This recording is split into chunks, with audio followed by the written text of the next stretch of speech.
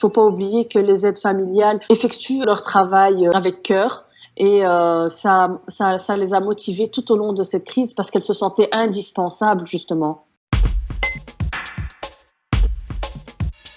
Parce que les hommes auront tendance à éviter ce secteur à cause notamment du bas salaire. On peut aussi dire que les conditions d'emploi de ce secteur jouent un rôle important dans le choix de ces femmes. Ça permet aussi de concilier la vie privée et la vie professionnelle.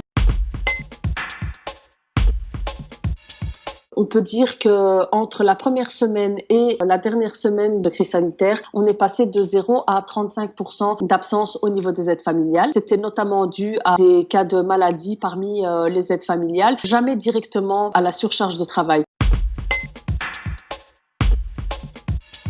Énormément de choses qui ont été mises en place justement pour alléger cette surcharge de travail, que ce soit au travail même ou au niveau de la vie privée des aides familiales, donc notamment dans l'allègement des horaires de travail. C'est vrai que les aides familiales qui rentraient de leur journée devaient éviter tout contact avant de s'être complètement désaffectées, donc c'est vrai qu'à ce niveau-là aussi, ça rajoutait une charge entre guillemets de travail une fois qu'elles avaient fini leur journée.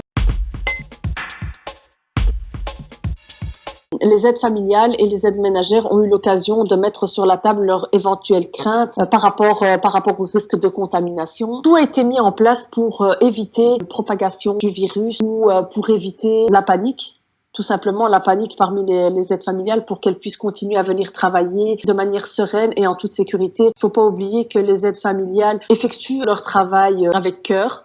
Et ça les a motivées tout au long de cette crise parce qu'elles se sentaient indispensables justement. On a également pris contact avec des cellules psychologiques pour pouvoir entendre soit individuellement, soit en groupe des aides familiales, des assistantes sociales ou d'autres responsables qui auraient besoin d'être vus par un psychologue ou par un psychiatre.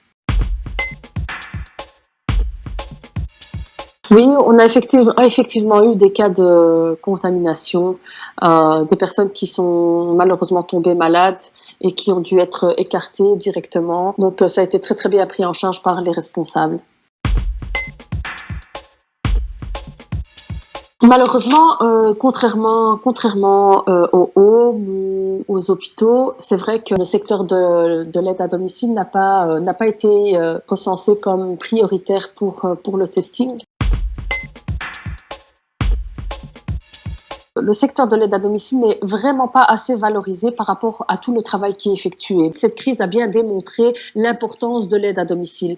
Pourquoi ? Parce que le fait de pouvoir maintenir ces personnes à domicile, ça a permis aussi de désengorger les hôpitaux, puisqu'on leur fournissait entre guillemets les premiers soins avant de passer par la case hôpital. Au niveau politique, on devrait investir plus au niveau du secteur de l'aide à domicile, mettre en place une politique qui permettrait l'évolution de ce secteur, parce que ce secteur n'a pas évolué depuis plusieurs années, notamment dû à des contingents d'heures, au manque de moyens. Certains services en souffrent actuellement.